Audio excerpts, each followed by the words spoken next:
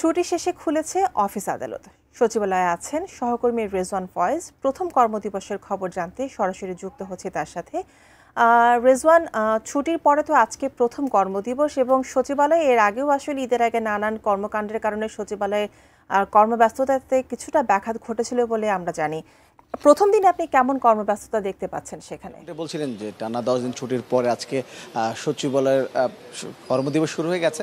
সচিবালয়েও কিন্তু যারা আসলে ছুটির পরে সবাই অফিসে চলে এসেছেন, আমরা কর্মব্যস্ত অবস্থায় দেখছি সচিবালয় এখন পর্যন্ত। তবে যেটি হয় সবসময় ঈদের পরে যারা এসেছেন সকালবেলাটা একটু শুভেচ্ছা বিনিময়, ঈদের শুভেচ্ছা বিনিময় কোলাকুলি সেই ছবি দেখেছি। উপদেষ্টারা যার যার মন্ত্রণালয়ে গিয়েছেন এবং সেখানে গিয়ে তাদের কর্মকর্তাদের সঙ্গে প্রথমে শুভেচ্ছা বিনিময় করেছেন ঈদের। তারপরে আসলে তাদের প্রাত্যহিক যে কাজগুলো আছে, রুটিন যে ওয়ার্কগুলো আছে সেটি শুরু করেছেন। ব্রেকফাস্ট, টিফিন কিংবা স্ন্যাক টাইমে মজাদার আয়োজন মানে অল টাইম ব্রেড। এরই মধ্যে কয়েকজন উপদেষ্টা গণমাধ্যমের সঙ্গে কথা বলেছেন। আমি একটু যদি বলি যে উপদেষ্টা রিজওয়ানা হাসান তিনি কথা বলেছেন। তিনি এই পরশুদিন লন্ডনে প্রধান উপদেষ্টা এবং বিএনপি ভারপ্রাপ্ত চেয়ারম্যান তারেক রহমানের সঙ্গে যে একটি বৈঠক হয়েছে, সেই বৈঠক সম্পর্কে তিনি বলেছেন যে এই সংলাপের মধ্য দিয়ে তিনি বলছেন সব ধরনের যে কোনো ধরনের সমস্যায় সংলাপের মধ্যে দিয়ে সমাধান হয় এবং প্রধান উপদেষ্টা এবং তারেক রহমানের এই বৈঠক নিয়ে উপদেষ্টা পরিষদ সন্তুষ্ট, এমনটা তিনি বলেছেন।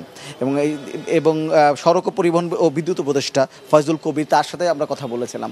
সেখানে তিনি বলেছেন যে ঈদের 2 দিন আগে থেকে 2 দিন ছুটি এবং ফিটনেসবিহীন গাড়ির জন্য ঈদে বাড়ি যাওয়াতে, অর্থাৎ ঈদের 2 দিন আগে ছুটি শুরু হয়ে গেছিলো এবং ফিটনেসবিহীন যানবাহন এটার জন্য কিন্তু পথে যানজট হয়েছে। তবে বিদ্যুৎ নিয়ে কোনো অভিযোগ না থাকলেও গ্রামের দিকে লোডশেডিং আছে বলে তিনি স্বীকার করেছেন, তিনি কথা বলেছেন। অন্যদিকে মৎস্য প্রাণী সম্পদ উপদেষ্টা ফরিদ আক্তার তিনিও কথা বলেছেন। তিনি বলেছেন যে এবছর রাজনৈতিক কুরবানি কম হয়েছে, মানে হয়নি, রাজনৈতিক কুরবানি হয়নি, তাই এই ঈদে বড় গরু কম বিক্রি হয়েছে। 1,25,00,000 পশু ছিল কোরবানির জন্য, এর মধ্যে 97 লাখ পশু কোরবানি হয়েছে সারা দেশে। এটা সন্তোষজনক, এটি তিনি বলেছেন।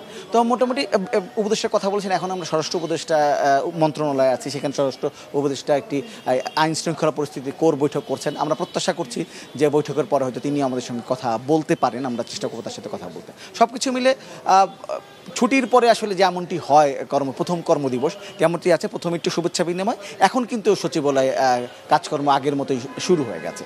তো এই ছিল সর্বশেষ পরিস্থিতি আমার কাছে।